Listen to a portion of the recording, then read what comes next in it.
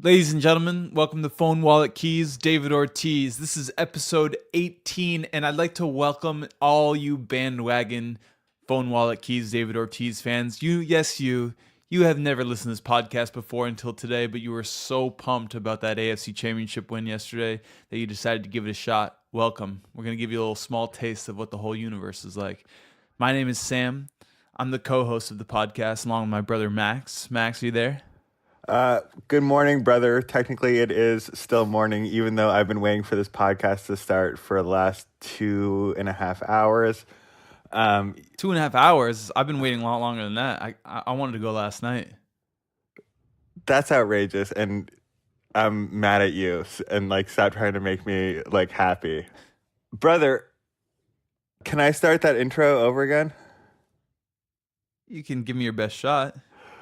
As we both know, I'll be the one to decide how we actually start. Welcome to Uba Talk with Click and Max, the Geller brothers. We're coming to you live with our 18th episode. We're very happy to be here. I'm very happy to have my brother Sam on the line. Sam, how are you? I'm good, Max. Clack, whatever your name is. Cross me up! Don't snap, don't breathe, just to leave me up this skin. And baby begin! Let's get right to it.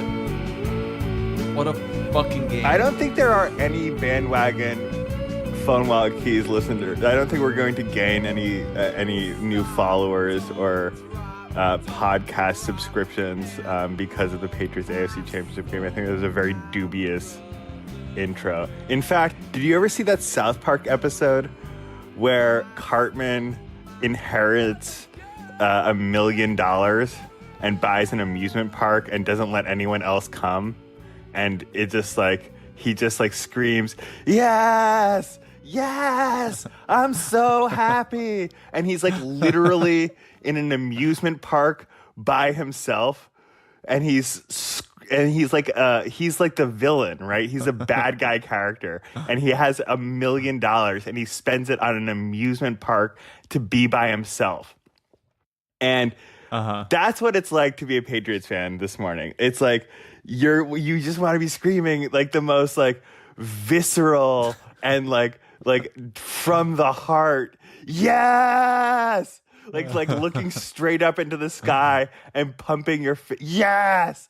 And yet you also know in the back of your head that you are alone in an amusement park. You are by yourself in your enjoyment of this. And it's so true. And it's really, I think for the hardcore fans out there who wish to maintain the veneer of social skills, keep this one to yourself. That's been I think amongst ourselves, and this is why I'm so excited to be talking to you, brother.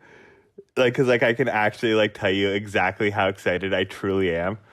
But right now I'm sort of I don't want to seem like Cartman with his $1 million amusement park to just. It's so true. I was thinking about this last night on my way home from the game, how this run of success, this, third straight Super Bowl we're going to, fourth in 5 years, how being a Patriots fan when the rest of the country is turned against you so hard. I know there are some Patriots fans, there's some people out there it's kind of emboldened them. It's it's isolated them and then emboldened them and therefore it just reinforced everything for them. And I think we don't fall into that category. It's had a different kind of effect on us. It is one where we're a little bit. We're not Cartman. That's the thing, is we're not Cartman in that amusement park. We're aware. We're trying to walk the plank a little bit here, and it's a little bit strange in my public persona to be a Patriots fan. It just doesn't fit with the other aspects of the life that I've created, the identity for myself that I've created. It just so happens that we were born in Boston, and we at the time that we were, and we inherited this part of our personality that, I mean, I'm not ashamed of it and I'm not trying to hide it, but it's also I feel ambivalent about it. Ambivalent. The owner of the New England Patriots is one of the foremost Zionists in the United States of America. He loves Donald Trump. That's his friend. He's friends with the president. I mean, you know what I mean? that is and fucked up. like 2 years ago, everyone was sort of like Bob Kraft was like a lovable figure, and now it just like been laid so bare by his relationship to the president and his acceptance of the Genesis Prize by the nation of Israel. Like, I hear what you're saying, like that it is incongruent with the rest of my life to be a huge Patriots fan, and it is like it's impossible to argue to make like it's aesthetically loathsome to love the Patriots, I think. But on the other hand, what Tom Brady's like commitment to his craft is fucking inspiring. It's just like True. And like I don't know what else. Like I want to like first of all affirm and reiterate that you're right. It is fucked up to like the Patriots, especially because of being a pro-Palestinian activist and having to deal with this Bob Kraft thing. It's just like it's really hard to reconcile. And like it's true that if I wasn't born in Boston, I would be talking about this all the time. I mean, I try and talk about it all the time, but like if I was, I would hate the Patriots, and this would be number one on my list of reason why. Followed shortly by their unbelievable success. Though I don't know, like I like the Warriors. I appreciate what they're doing. True. You know? Yeah. But I didn't like Jordan. I was always trying to didn't? beat him. I always wanted him to lose. I never wanted him to be as good as he is. But can you imagine if you happen to be born in Kansas City, and the day after this viral video of these fucking MAGA high schoolers standing like shitting their pants and yet also looking fucking smug and horrible and taunting a Native American protester, and then your entire fan base does the tomahawk chop. The tomahawk chop in that I love this. I love this, Sam. I think that's like as karmically reprehensible as the Patriots are, and we just have to admit that like until we find a way to wrest the team away from Bob Kraft, the team will be like owned by an evil, wicked man. The fact that like 80,000 people were in a racist frenzy doing the tomahawk chop a day after that video went viral. Yeah. It's wild. Wild. National television. I mean, like, look, I don't think any team who does the tomahawk chop will win a championship henceforth. That's a good rule. Though I also think the Chiefs will be in contention for winning the Super Bowl for the next 15 years, as long as Patrick Mahomes is their quarterback. He's so good. Yeah, but what these teams are doing with these young quarterbacks is while they're on their rookie contract, they're going for broke, and it's going to have a bad effect when they have to re-sign Mahomes to, some $200 million contract. Like their window is actually short. Like whereas because Tom Brady is the fucking 18th highest paid quarterback or something, that's why our window has been open for so long. These teams are really they are. I almost feel like their window is not as, even though Mahomes is really young, their window's not that big because look, when they will have to pay him soon, right? Like Andrew Luck. And look at Aaron Rodgers and look at Andrew Luck. Like once they haven't right now, the Colts haven't been nearly as good once Andrew Luck got off his rookie deal. Exactly. Same thing with Aaron Rodgers. And it's only because of Brady's selflessness and willingness to not be the highest paid player. But on the other hand, Tom Brady seemingly grew up middle class, and his wife is like the 9th richest woman in the world or something. Uh-huh. So it's easy for Brady to leave money on the table. Plus his endorsements. I mean, I don't know. I think the model for long-term winning in the NFL is to get your quarterback to take less money. I agree. But let's talk about this game for a little bit.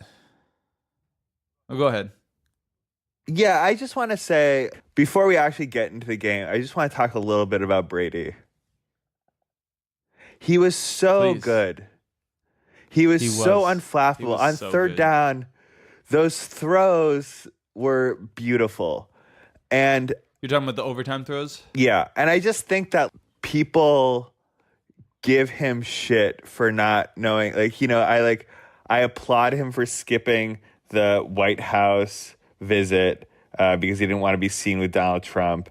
And I think, they were like at a certain time in Brady's life, Donald Trump was just like a celebrity golfing buddy who he didn't really have to know on a deep level. And he Yes. wasn't really the way I read it is but I also just think that you or I, if thrust in the situation of needing to take a strong and articulate stance on Donald Trump and clarify our position, and we're given the platform of Tom Brady, we would be able to use that platform to make a real difference and to say cool shit. Yeah, of course. You and I are not one-dimensional human beings like he is. He's one-dimensionally dedicated to playing football. He doesn't have. I don't think he's one dimension. I think his the depth of his love for his mother and father are the exact same as the depth of our love for our mother and father. I think he's not a one-dimensional nice. person, I like that. but I do think that the essence of the dedication to his craft is to be literally dumb when it comes to articulating thoughts about real things. He is unable to do that. And given how dedicated he is to being a quarterback, it would be silly to expect anything less. And so I don't really understand. I understand why people hate Bob Kraft because he's a truly evil bigot. But I don't understand the hatred of Tom Brady. I think it would be I don't know, Fidel Castro could throw a mean split-fingered fastball and was really smart and a revolutionary. So there are some people who can do it. But Fidel Castro wasn't the best pitcher of all time. And I think, I don't know. That's what I think. I think in the same way that we're not mad. Did you read Michelle Alexander's awesome op-ed in the New York Times this past weekend about how just as Martin Luther King spoke out against the Vietnam War, we must confront one of the central evils of our time, the Israelis' treatment of Palestinians? No. It was in the Times. It was great. But no one's read this incredibly smart, great article, and it's damn, Michelle Alexander sucks at MMA fighting. Right? That would be stupid to give her shit for being a really on point intellectual, for not being as good as Ronda Rousey is at MMA. You know what I mean? In the same way, I think it's dumb to sort of spend your time hating on Tom Brady for not being able to nimbly explain away his shitty, unfortunate, and distance himself successfully from those MAGA hat-wearing assholes, is because that is the essence of being a person who's completely dedicated to football. And again, I don't think that's the most interesting kind of person in the world you can be, but the most dedicated person to the craft of quarterbacking happens to play for the team that I grew up geographically supporting. And it's awesome. Right, it's really fun. It was really fun last night. Wasn't it fun? Right. It was stressful, but it was so fun. I couldn't believe that watching a game could give me the chemical reaction in my body that I experienced last night. It was... Oh my God. Those fucking... I was not drinking. like my friends were drinking around me, and I was like not drinking, not smoking weed. I was just like sober and flipping out. My body was going completely fucking crazy. My heart was thudding. It was like chemical. Like that fourth quarter was just like. Brady led us on 3 different game-winning drives in that fourth quarter, right? Yeah, I mean, but none of them really felt like game-winning drives because each time there was too much time left. And Even the last one with 40 seconds left, like we all just looked at each other and we're like, fuck, why did we score on that one? yeah, and I just think that like that encroachment penalty, I mean, everyone's talking about how huge of the offsides call was on the drive before the touchdown drive before the overtime touchdown drive. There was The one with the interception. yeah, but like that was like a free Yeah. play. Brady saw the flag and threw. It wasn't like Yeah, of course. Yeah. I would argue that call was minor because Brady probably wouldn't have made that decision if he didn't see the flag fly. The Agreed. offsides call on the Patriots with like 30 seconds left, and it was 16 seconds left. It was 16 seconds that allows the Chiefs to advance to the line of scrimmage with the clock stopped. That was So the Chiefs have no timeouts left, and they're down 3, and Mahomes is unbelievably leading them down the field. I mean, the whole drive they had 30 seconds left to start the drive. on penalty and after yet- penalty. It was very nerve-wracking. Oh, that was such bullshit. Yeah, I mean that was.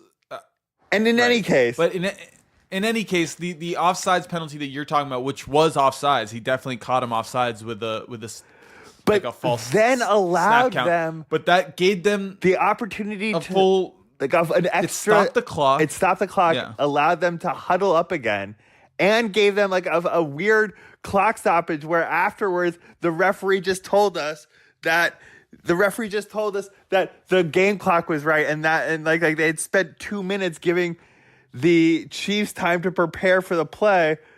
It was crazy. Just to like review like there was no problem. It was insane. I was so. And they like cut to Belichick at one point on the sideline. He just says, "What the fuck is going on right now?" Like he's just like, why are the refs stopping the clock? It's fucking crazy. But it did allow the Patriots to drop like 8 people back into coverage and not give up a touchdown and make them have to kick a field goal, which I was really worried about with 10 seconds. Like, they had just given them that thing. Yeah. Wait, another thing that happened. This is such a minor part in the game, like in retrospect, but it has to do with the referees interfering with the flow of the game in a way that I didn't understand. There was a fourth down play where they left the offense on the field for a second, and then they ran out as if they were going to go for it, and like blocked them. The referee started doing like non-violent direct action to prevent the play from happening. I never seen anything like it. They were like linking arms and like impeding the flow of traffic. I've never seen that before. So you clearly know what I'm talking about, but you didn't but maybe someone else didn't there. So I just need you to fucking settle down a little bit. Let me finish the sentence here before you chime in. First of all, I'm calmer than you, and second of all, just as you describe it, please, so that our listeners can understand, use words that they'll be able to wrap their heads around, like nonviolent direct action.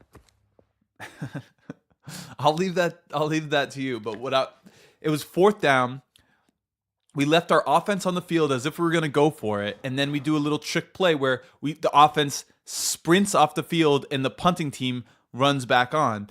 And then the referees stand there and they won't let us so that we could get a delay. And then they made us get a delay of game. And then they called a delay of game. Even though they had 13 there was 12 men on the field. Yeah, exactly. They had 12 men on the field. 13. And it was like, it was 12, but it still would have been a penalty and it would have been our first down. I didn't understand that at all.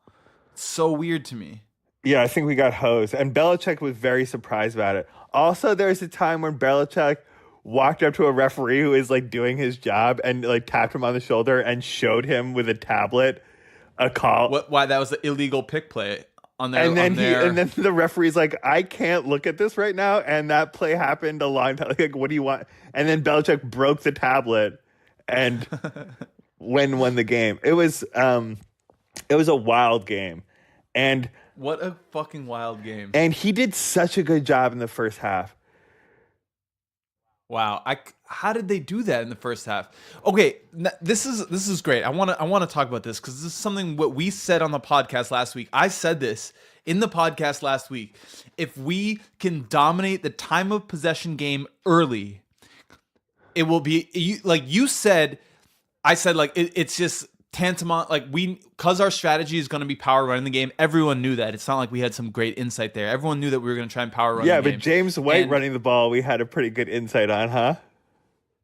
that's smart. And also, you knew Rex Burkhead was going to have a big game. I thought it was going to be all Sonny Michel. But no, what I want to say is that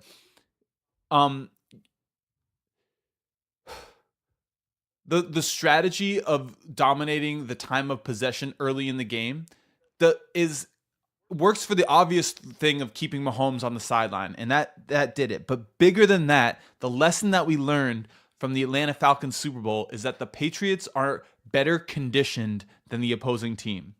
And they're all professional athletes at the top of their game. Everyone is really, really in good shape. But when this actually starts to matter is in the last few minutes of the game or in overtime. And just like in that Falcons Super Bowl, when the Falcons got gassed for the overtime drive, I knew, and I said on the podcast last week, if we dominate time of possession early, it will more than the point differential, because as you pointed out last week, and as it proved to be true, the no lead is the safe. Chiefs could score. The Chiefs can score in a minute. Yeah, It doesn't matter. Our defense seems to be just as gassed, which is why man of God, Mr. Slater, Reverend Slater, calling heads again. Calling heads. Because I don't think. Do you think the Patriots defense had any chance of stopping Mahomes? Yes, I do think that they had a chance of stopping. You mean them like or holding limiting them to a field goal?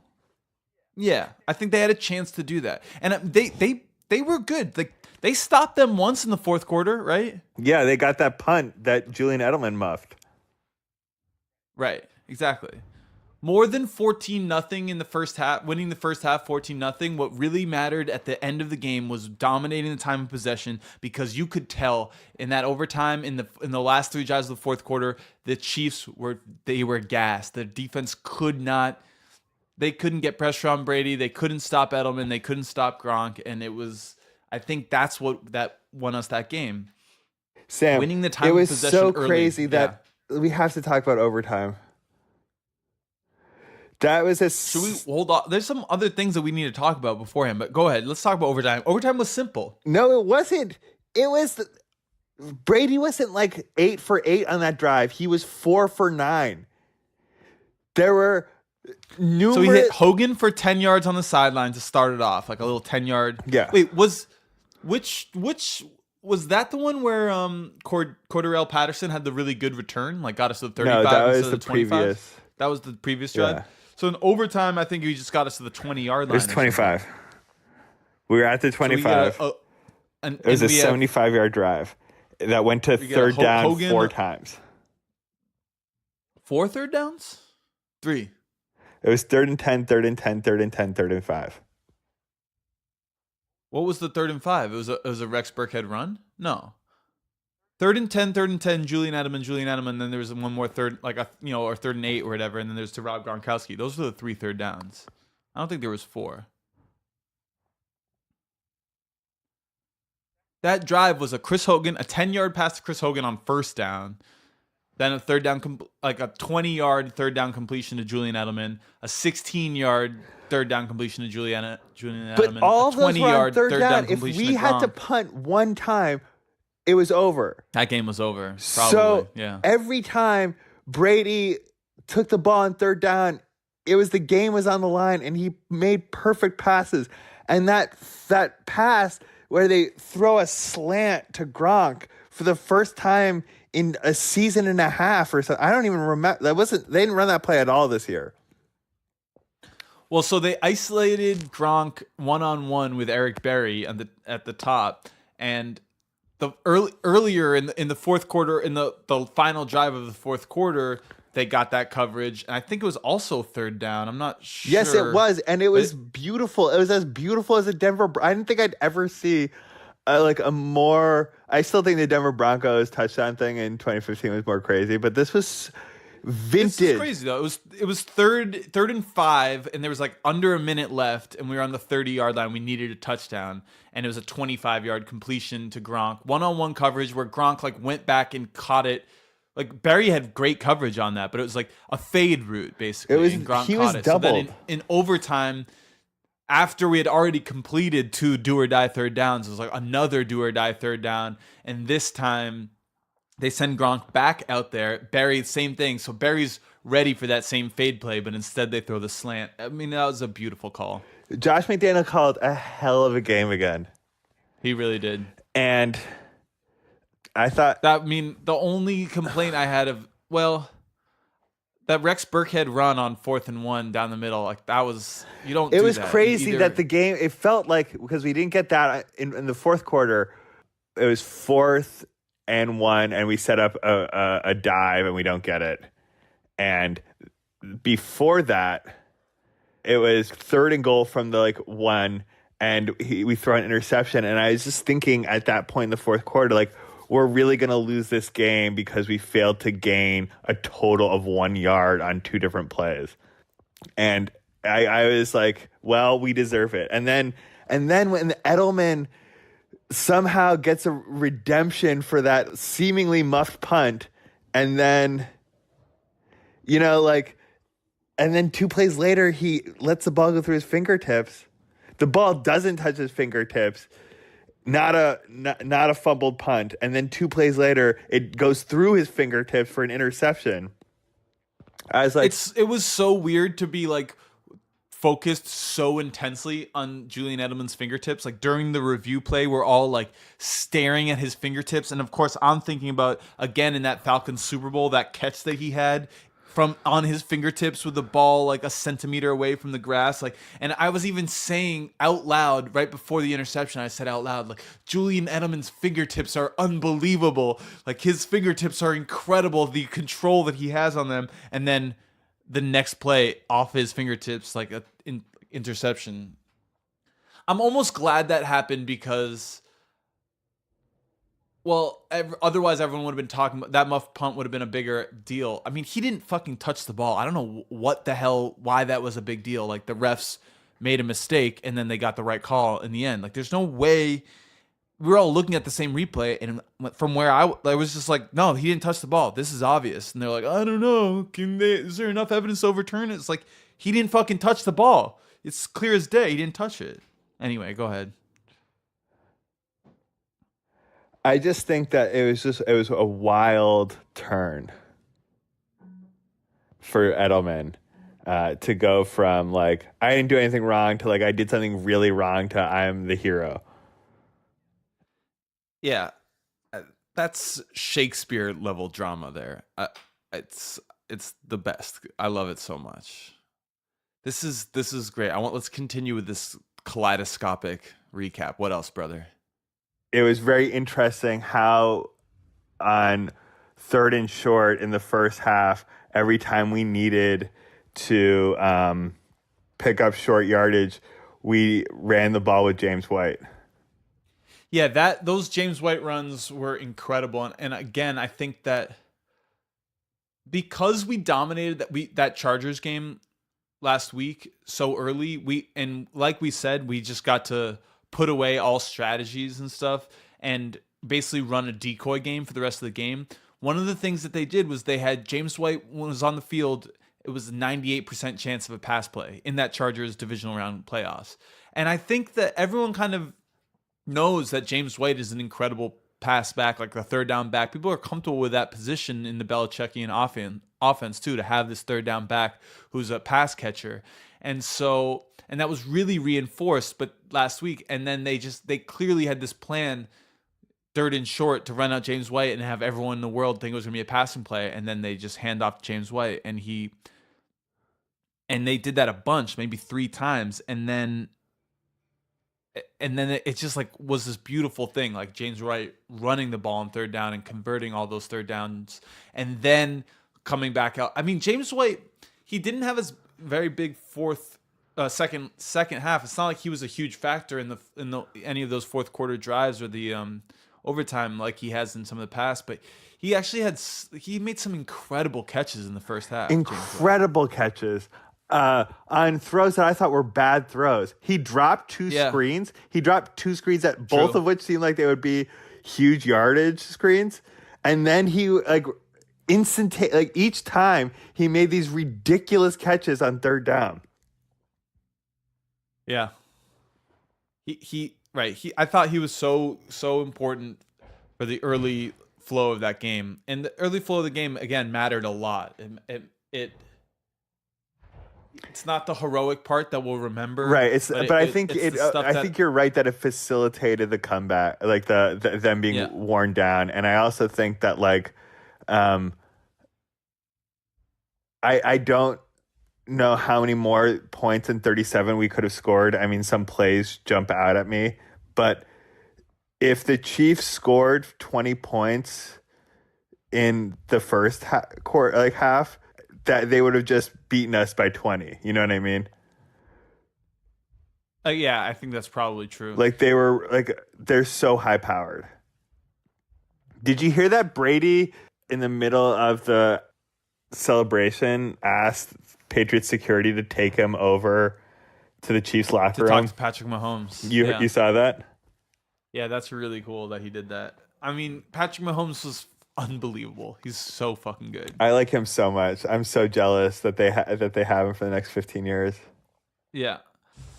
So, do you think that if the one thing that was really bad that Brady did all game, the only thing I think that he did really bad was that interception on in the first, when we were up 7-0, we were on the goal line, we were about to go up. We should have at least gotten a field goal out of it, but also I at the time I wanted them to pound it. I thought they hadn't stopped our running game yet. I mean, they had stopped us on first and second down on the goal line, and it was third down. They went for a play action pass, and Brady threw that bad interception. If we had scored that touchdown and then had scored the next one, and instead of being up 14-0, and we're up 21-0, wouldn't have mattered at all. I argue. I am prepared to argue that it would not have mattered at all. I kind of agree. Yeah, I mean, Mahomes would have easily been able to sneak in another touchdown somewhere. Yeah. It seemed like there was nothing that was going to stop him. But every time, I will say that one of the absolute dynamite joys of being a Tom Brady fan is that every time we gave up a horrific or what could have been a backbreaking touchdown last night, I just looked at the clock, and every time that happened, we had time. It's okay, we have plenty of time. And there's 5 lead changes in the fourth quarter, and I was just we got plenty. That is a real nice thing. But the NFL never used to be like this.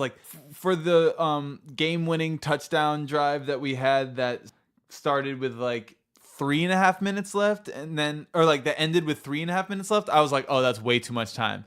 And then when we got the ball with a minute and 50 seconds left and drove down the field to score a touchdown.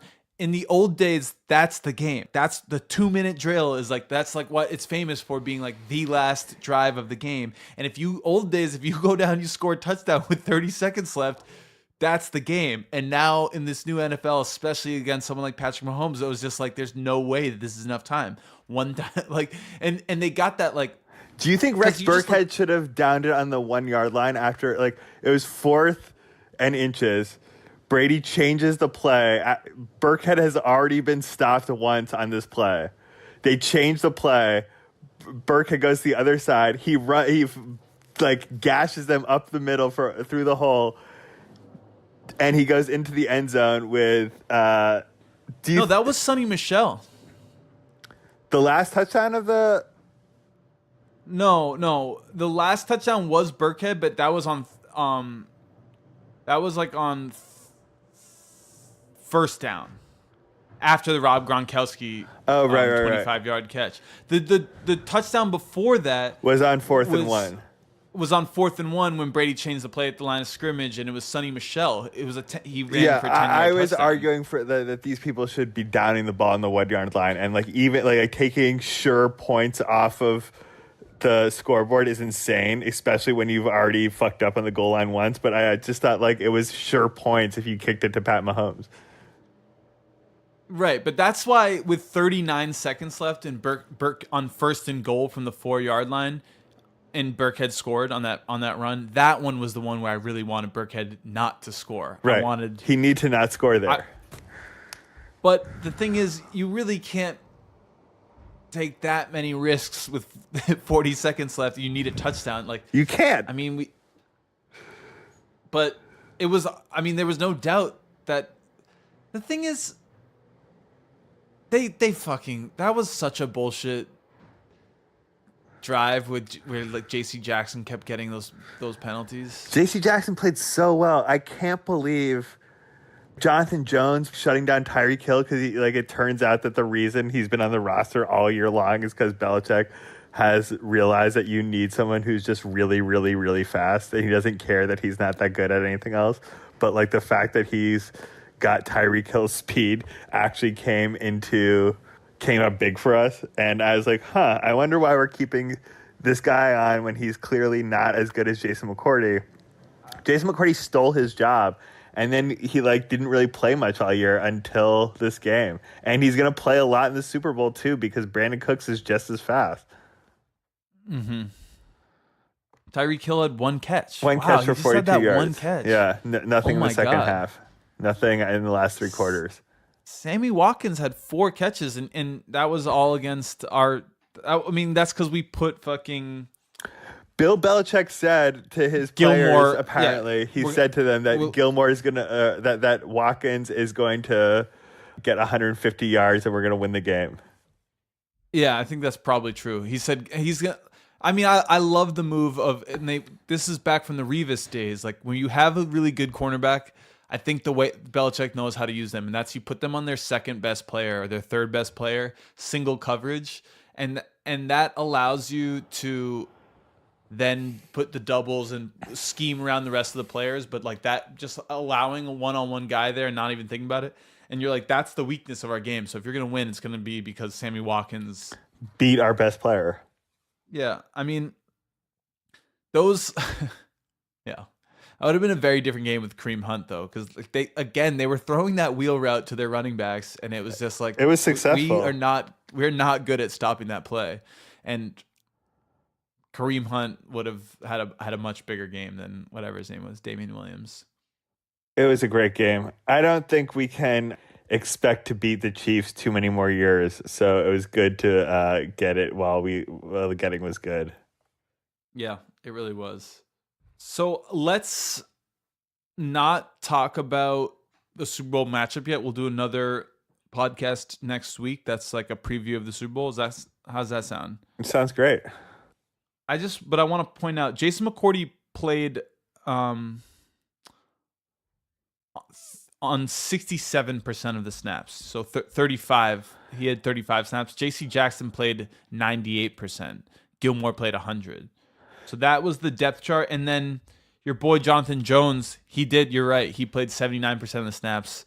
So that was the cornerback breakdown. Gilmore played every single play. J.C. Jackson played all but one. And then it was Jonathan Jones, 79%, Jason McCourty, 67%. So that means that we had they played people that didn't play all year. They had a matchup specific and a serious rotation, especially in the first half. In the first half, They were rotating people like crazy because they knew that it was coming. They knew what that the second half locomotive was going to be there. In the same way that in the Super Bowl against the Rams, there's that incredible footage of Romeo Crennel and linebacker coach Pepper Johnson screaming on the sidelines that they need rushers and to get their rest. Mm-hmm. Mm-hmm. Like after every play, they would be like immediately rehydrate, and they were like screaming at people because there's no reason why people who didn't play all year long were getting the fucking serious burn that they were getting.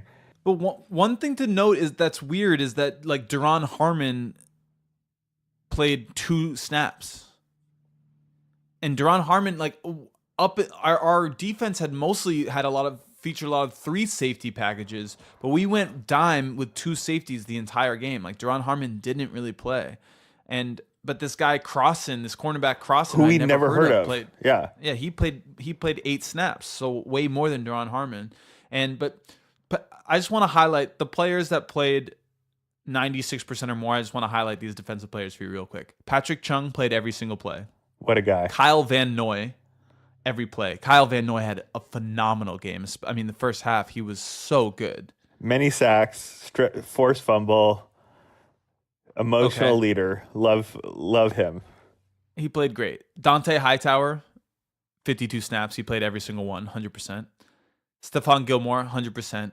Trey Flowers, 100%. What a game he had, too. Another Trey Flowers play where he I'm not trying to put too fine a point on this, but Trey Flower in the first half thank you for saying with this. the sack, like how many times I can think of 2 championship games in which Trey Flowers has sacked the quarterback to take them out of field goal range to provide us with to take 3 points off of their board that we ended up desperately needing.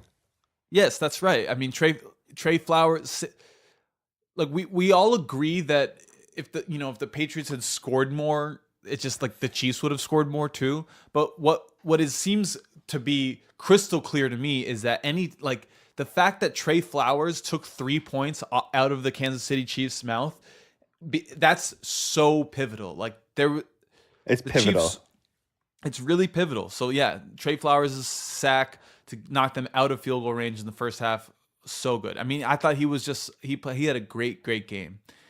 JC Jackson, 98%. Again, I don't know that you could say that he had a great game. I think he got fucking. He had a great game. He had a great game. Calls against him. He was going up against Travis Kelce. That holding call was against Watkins. Like Watkins fell down. He just stood back and watched him fall down, and that negated a fumble. Like which we recovered, which would have sealed the game too. Like people are talking about that. Yeah, Dante Hightower. Dante Hightower recovered the fumble.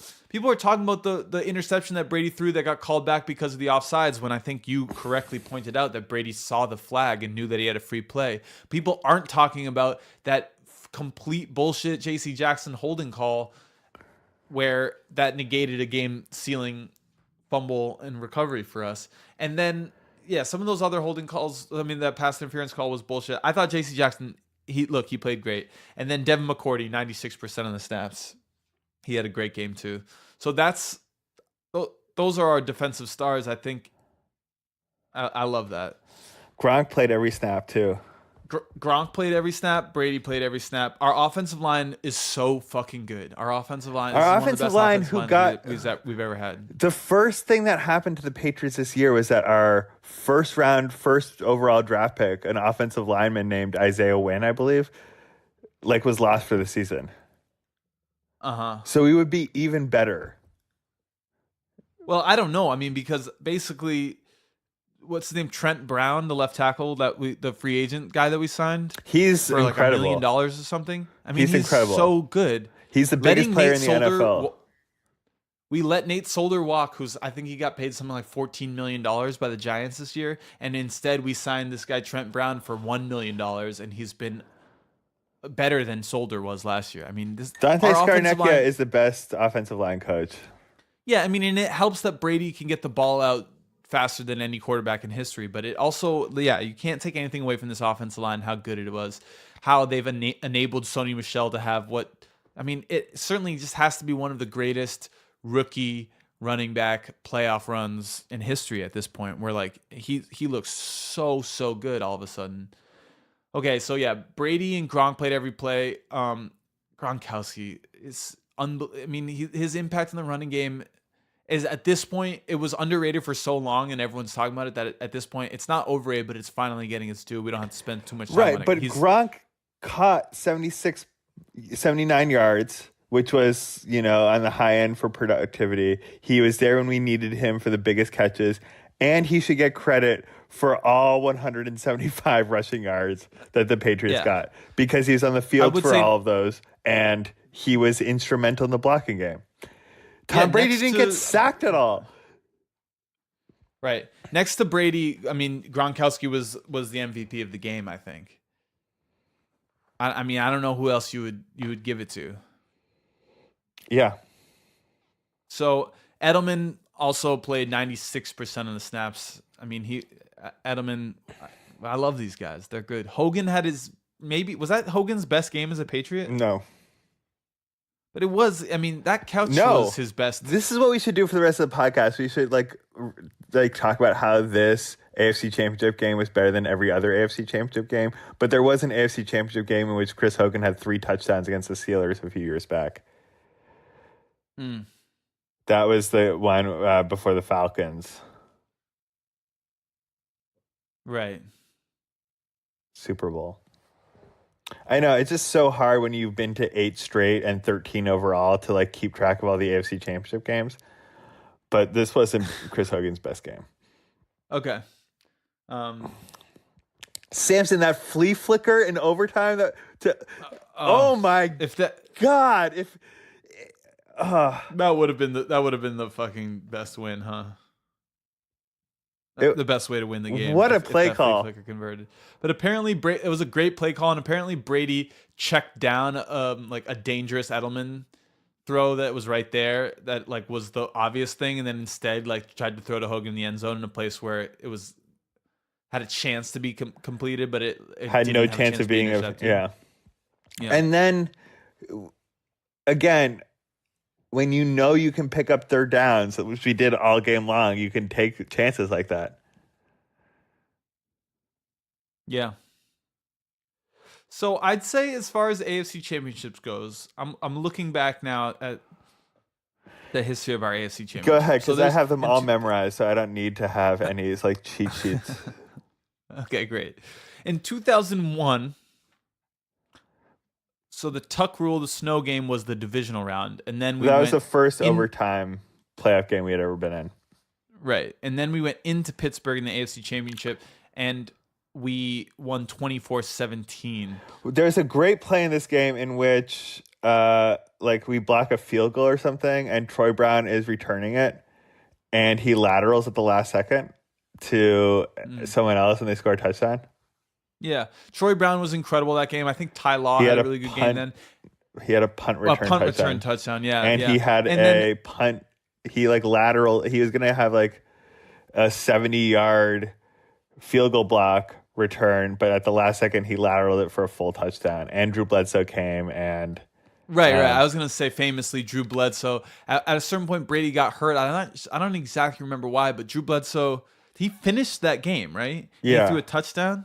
But Brady apparently was ready to go back in the game at halftime, but they didn't let him. But they let and this is like a great turning point, what if moment in Patriots history. Like Bledsoe comes in and plays really well in the AFC Championship game, but then Belichick goes back to Brady to start the Super Bowl. Yeah, and so I think because of that's got to be in the top 3. Like that's just the historical weight of that in the beginning of the dynasty. Okay, the next one is Peyton Manning 24-14, right, against the Colts. That was an incredible game because in that game, coming into it, the Colts had not punted. They had scored on every offensive possession. Wow. Of the playoffs, and then we destroyed them. Is that the game where like Teddy Bruschi got a fumble, caused the fumble and recovery by just like simply taking the ball out of Marvin Harrison's hand? Or was it Edgerrin James? I can't quite remember. The next year was Pittsburgh, and that was a really good AFC Championship game because earlier that year in 2004, they had ended the Patriots' record-breaking win streak. Right, and the Patriots were in Pittsburgh also. Right, we were 14-2 going up against a 15-1 Pittsburgh Steelers team, and we completely destroyed them. Yeah, 41-27. It wasn't even that close. Okay, then 2006 was the worst loss. I was worried about this game being 2006 for a while. 2006 was. It felt a lot like that game, Sam, didn't it? It did, yeah. 'Cause we Except were for up in this against. game, It the was crowd Peyton Manning noise at the was top real of as his game. opposed to Bill Polian illegally piping in fake crowd noise to the RCA Dome in Indianapolis, which Right. cheating is what that's called. But it was the same thing where we were under, like, we were not the favorite. We were going against a historically great offense, And we were up and 14 got points out at to halftime. right. We got it to an early lead, but there was just this feeling of inevitability when, like, and we knew that they basically, it got to a certain point. I think our defense is better this year than it was back then, but we got to a certain point where we knew that we just weren't going to be able to stop them anymore. And then let's see, the next one is Then 2007, we played the Chargers. That wasn't a very good game. And no, like we had a covered tough that game time last week. We had a tough time putting them away, which portended poorly for the future. Then we go on our drought. We don't make another one until that's actually 2011. unbelievable. This is the craziest thing looking at this, is that we didn't go play an AFC Championship game for 3 years in a row. Can you believe that? Well, Brady was hurt for one of them and recovering the next year, and then the year after that, we lost to the Jets in terrible fashion. Yeah. The Jets played in back-to-back AFC Championship games. That's weird. I just don't even really remember that. So then the next one is the one that I remember as being a great AFC Championship game. I was there. It wasn't that good. 2011 against the Baltimore Ravens, 23-20. They missed a field goal at the very end of after dropping what would have been the game-winning touchdown. Right. That's true. We relied on a lot of luck there. So Sterling that wasn't Moore the game where we knocks the ball out, but it was a terrible. We should have lost that game, and then we definitely lost it the next year. They got revenge. Yeah, and in 2000, and we also lost the Super Bowl that year to the Giants again. But then 2012 we lose to the Ravens, and then we haven't not been in the AFC Championship since. We lose to the Broncos, and that's the year that Peyton has 55 touchdown passes. Mm-hmm. And in 2000, Denver, yeah, and then 2014 we run all over the Colts 45-7. Right, and then Andrew Luck, yeah. And we lose to the Broncos again, but it wasn't Peyton Manning that we lost to. It was their defense. It was Von Miller, but good. That was the greatest Brady to Gronk play of all time. Still, it has that to be. was truly a great game, but we missed the 2-point conversion, so we lost 2018. Yeah, so and then we killed the Steelers the next year. Chris Hogan. It was 24-20. It was 24-20 against the Jaguars last year, but if memory serves, it wasn't that close, right? It was definitely that close. We were down 10 points to start the fourth quarter, and Brady scored 2 touchdowns, and then Gilmore knocked away Bortles' last fourth down try. Oh yeah. It was actually Brady against the number 1 defense. It was great. He was great. All right, well, there you have it. The history of our AFC Championship. And last night was by far the best game of all of them. I think I made my case. I mean, that Broncos 2015 Broncos game where we lost 2018 was really good. You're saying the Ravens game that was really close wasn't that good. I'm saying the Steelers game to start the dynasty was really important. But yes, I think that game last night was one of the best games I've ever seen in my life. I couldn't believe it. It was so good. It was such a good game. All right, listen. We're gonna save talk for the Super Bowl for the next episode. All right, but can we do a quick little segment of Phone Walk Keys? Let's go C's, because I went and saw the Celtics play live. Yes. So you saw the Celtics play the Atlanta Hawks in the second night of a back-to-back.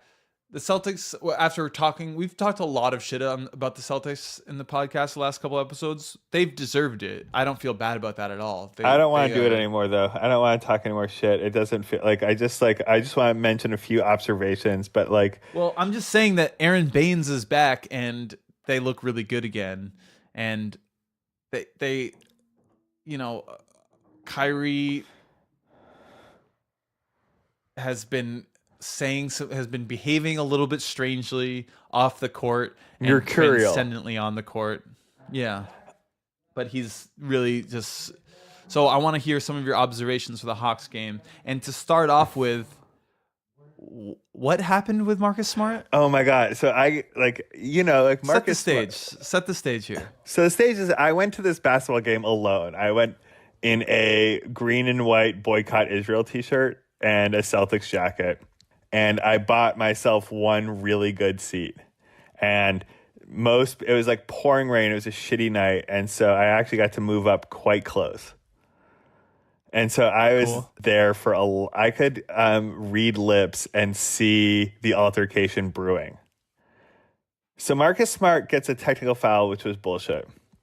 And he's like, I can't believe you called a fucking tech on me. I am doing all I can to not let this go anywhere, and you're blaming me. He's like screaming at the ref.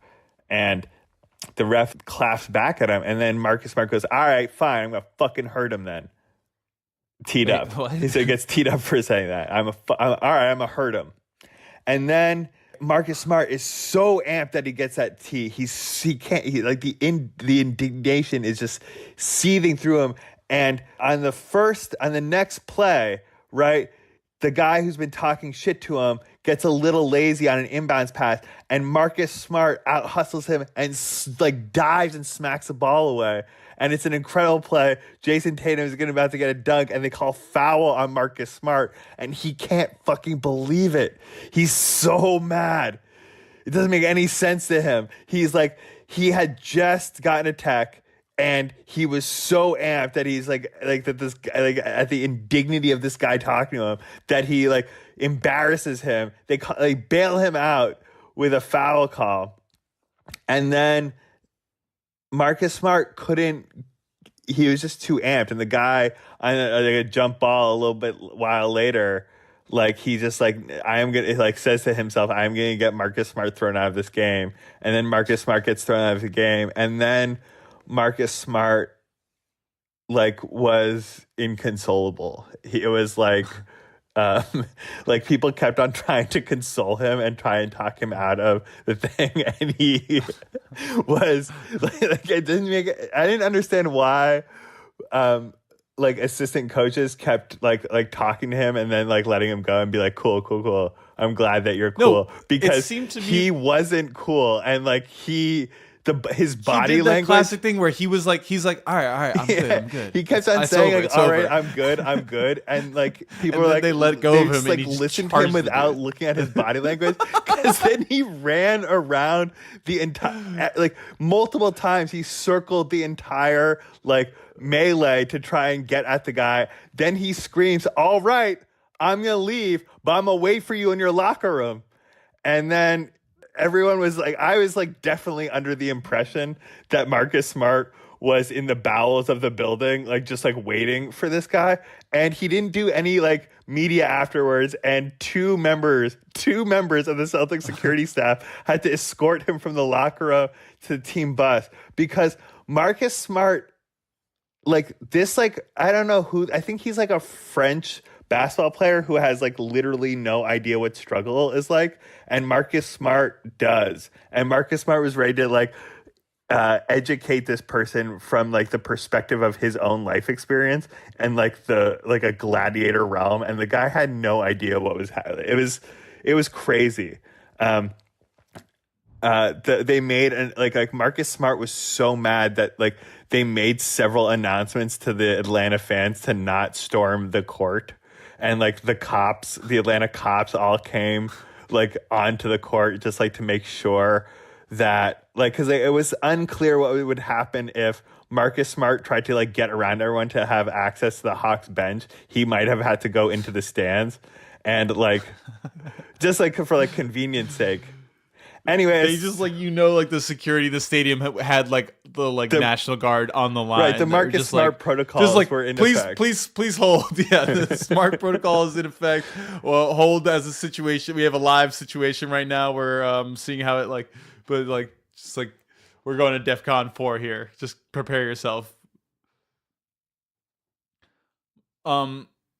Yeah, Marcus Smart is the heart and soul. He's the heart and soul of the team. And afterwards, everyone was so indignant about him getting thrown out of the game that they from that moment on, the Celtics never looked back. They were down like 10 points at that point, and no one was really playing as hard as they should be. And then everyone started playing Marcus Smart levels of toughness, and we blew them out of the water. So I think that's more or less the case. Like after he was kicked out, we went on a run and got within 4 or something. They went on another run. We did fall back to 10, but I think like that's the thing that actually made me feel good. It was the second night of a back-to-back on the road against an inferior team. This is after like a few games after we beat like one of the best teams in the league.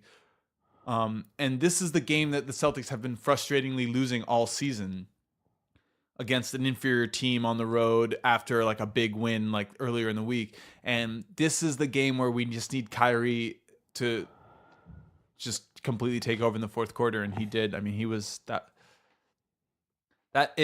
he's really good. And a lot what was wild to see is like all the Atlanta fans that I was sitting amongst were there mostly to see Kyrie. They couldn't get over it. They like Jason Tatum was like got a lot of reaction from the crowd too, because he made some really nice plays, but everyone was just oohing and eyeing at Kyrie, and he did some amazing things. But I have to say that like Celtics missed a lot of like, there's a lot of like almost great plays. There's like a lot of like really good ball movement that resulted in a missed 3, or there's like a lot of really great drives that ended up with a missed layup. And I've been waiting all year for those shots to fall, and they're still not really falling. And once they do, we could actually destroy everybody. But it feels like we're still a ways away.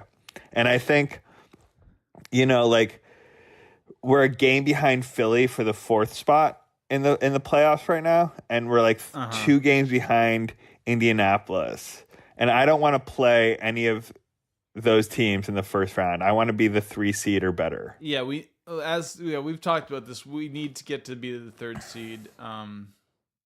And it feels like if we win 10 of the next 12 games, that'll feel very possible. Yeah, we're still 3 games back from Indiana at the 3 seed. But I think all it's going to take is winning 10 of the next 12, which we should be able to do. You know, we're playing the Warriors on Saturday, so maybe, you know, that's not a game that I'm going to chalk up as being a victory. In fact, we'll probably lose that game. But besides that, I think the only other like good team that we're playing the Sixers, you know, in a couple of weeks. Like we should. I looked at the schedule. We should be able to go on a run right now. And if right, but the thing is, Sam, that like all of the teams above us also play mostly shitty teams. Right. Like we're really good at playing the good teams. We might beat the Warriors even, but we have a lot more trouble than anyone else with these inferior teams, especially on the second night of back-to-back. No, that's true, but that's exactly, if we're gonna be a team that's gonna be able to like we need to start winning these games that are winnable, that the people ahead of us in the standings are winning. So we need to take care of Miami, Cleveland, Brooklyn, Charlotte, New York, you know, Los Angeles, and then in addition to playing tough against Golden State, playing tough against Oklahoma City, playing tough against Philly, playing tough against Milwaukee. Those are the other, like, you know, we have some.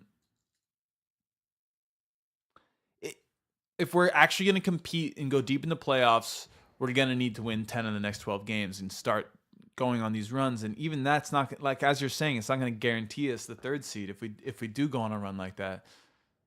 But right. I mean, I expect that the really good teams will also go on similar runs. I think you're not a really good team if you're not winning 80% of your games right now against these trash teams. But look, I don't really want to like spend I hope we beat the Heat tonight, but if we don't, I won't really spend too much time freaking out because phase 2 is almost complete, right? We have the Red Sox World Series. We're about to play another LA team for the Super Bowl. Sam, there's a lot of New England sports fatigue brewing in the rest of the country. Like, you think I'm crazy, but people really hate the Patriots. People really hate Boston sports fans. And, like, if they can just channel that hatred into, like, their, like, political dissatisfaction, we might be at a revolutionary moment if considering how much they hate Tom Brady, Bill Belichick at all. People hate us so much, Sam. And if you think, I've been saying it for 18 episodes, but if you think that that hatred can be just sort of dismissed, you're wrong. The volume of vitriol is just, it's voracious. You know what I mean? The volume of vitriol is voracious. You heard it here first, folks. This is Phone Wallet Keys, David Ortiz, episode 18. Thank you for listening. If you like what you hear, please like and subscribe. Please tell a friend that you think will like this podcast. If every one of you tells one other person about this, it'll just be immensely helpful to me and my brother. It'll give us confidence to keep pushing forward. Yeah, confidence has been pretty low lately, guys, so please do something to help us step up. Yeah, and let us know how you give some feedback. Follow us on Twitter, Phone Wallet Keys, David Ortiz. Max, I love you very much. I love you too, Sam. I'm so happy for you. Good job last night. Great job. You were terrific. Yeah, it took everything we had and we did it. All right, I'll talk to you soon. All right.